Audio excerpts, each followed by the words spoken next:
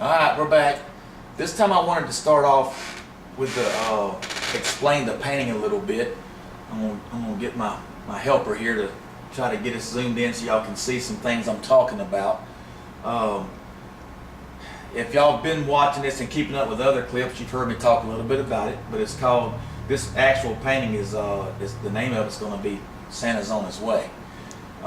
With that being said, if we can get an up-close picture of the reindeer, and we're 3 weeks into this painting now. These reindeer, nothing in this painting is actually finished or done, what I call done. I'll go back, it's basically at a rough end point. Some of it's been detailed, sharpened up a little bit, but nothing in this painting is actually done. You may see some things where you see the drawing part where I've had to sketch to get it prepared for the painting.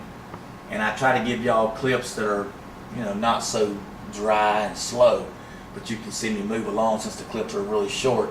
But if you can see the reindeer, my version of this painting, to give you a little insight of what I'm trying to accomplish here, Santa's on his way, of course, and Santa will be in the sled. Wouldn't be Christmas without him flying in the sled. But I'll have Santa Claus in the sled. Some presents, you'll see a couple presents. That brings the kids will enjoy that, I'm sure. You can see his big bag, and it's got some more work to do. I'm thinking, I don't know for sure if I'll put it in there, but I'm thinking about an elf popping out of the top of it, reading off a scroll of where they're fixing to go and who the good boys are and the good girls. But the deer, this has been something that other artists and I have talked about that's done a lot of Christmas paintings. And it's fantasy. It's up to me, the artist, on this painting to get the feel that I'd like to have, what my version of Santa's reindeer are and what it is. Well, when I've heard the songs, just to give you some insight on how I actually personally feel, when you hear the songs about the fogginess and why Rudolph was special, but how the reindeer didn't think much of him, my version was, I always felt like the big reindeer, they was the ones that want to do the pulling and the tugging and do all the work. Rudolph was, in my opinion, was kind of made fun of because he would never be that size deer. And of course his nose glowing was always a thing that as a kid I appreciated. Of course I heard the whole song and knew what it was about, but his nose glowing. Well, the glowing nose is what was made him special. To the other deer it was freakish. So I overdid, if you can see the reindeer here, Rudolph, I made him very small. I mean, a year or two old, if you want to call it that, or a mature deer. I mean, it can be all kind of ways, but in my version of it, he's a young deer, but he may not ever mature into this size of a deer. But his job was not that, and I wanted to really emphasize this, that he is not the pulling power. Santa went to him and wanted him to guide his sled through the fog with his light. So this is the version. It's going to be glowing really bright when I get done with it. But this is my version. Here's your muscle, if you want to call it that, and Rudolph has his special gift leading the front. Now, if we can zoom in on these back here, you can see where I started lettering. This is the signs. This is going to be called Santa's Elves Workshop. It's two-sided, and same thing over here. This is where the elves live, and I wanted all the lights on. I wanted to look powerful. They've been working hard right up to the last minute and getting him ready to go. And I just wanted to show that gleam and that power of the work ethics of having every light on. I mean, this is the big night. This is where it's at.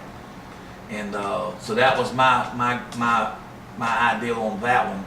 And of course, I'm putting the lamps in. We'll give it when I think of Christmas, I'm sorry, I think of candy colors and candy canes, and there's going to be candy wrappings around the pole, dressed up. And then if we can get you to come back over here, they can see this is going to be Santa's home, and on this door, over the door right here, is going to say Santa's place. You can see where I drew out the way I want my wrappings to be and kind of give it a candy Christmas feel, with the red and whites and the poles green, and I try to use Christmas colors, of course, to keep that spirit in my picture. And then last but not least, you got your elves. And this elf is excited about, if we can get you to swing over here too, and if you Well, I started. This was my fiance's ideal of one of the doors. He's got his green flags going, you know, getting ready to take off. He's letting them know, here we go, and he's excited about it. This one, of course, is marching down beside him. He's just as proud as he can be, you know, basically thumping his chest. This one right here, he's just happy and just waving and just doing his own thing. Real young elf, you know, he's probably up and learning. And there's going to be a bunch of elves, or I say that, there'll be quite a few that should be back there dancing around, doing their own little thing, excited about the whole get up. This is the important flight right here.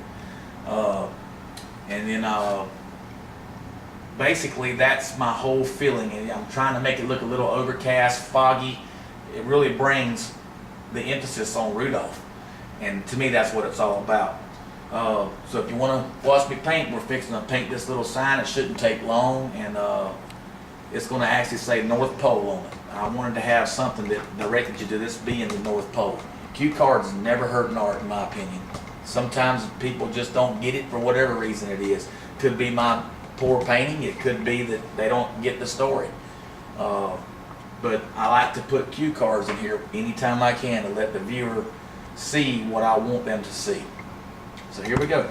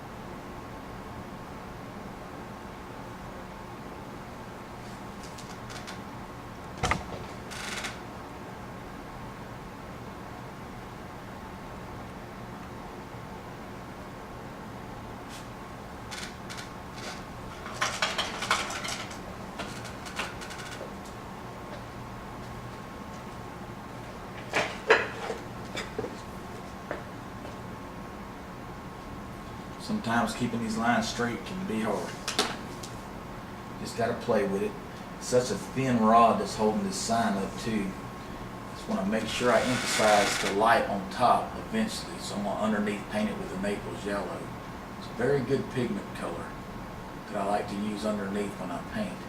So when I come back in and hit that with the actual color that I'm going to probably use, which is obviously probably going to be a yellowish tint, it should really let it gleam up there. It's got to make sure the under bar of it has its darkness. And like I said, it's really, really thin. So you have to be really careful,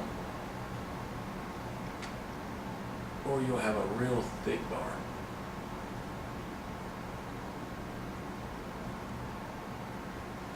I've actually had to be satisfied before with that. Depending on the area I was working.